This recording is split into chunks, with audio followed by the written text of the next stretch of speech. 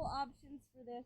Today, I'm gonna take you for the first step would be here, right? You can even leave 1 foot down and practice maybe for a 30-second, 1 minute hold on one side, and then we switch.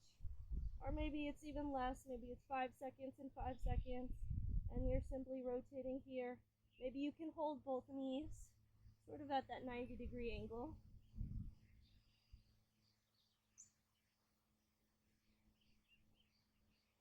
Or maybe you lengthen and straighten out the legs. A little wobbly.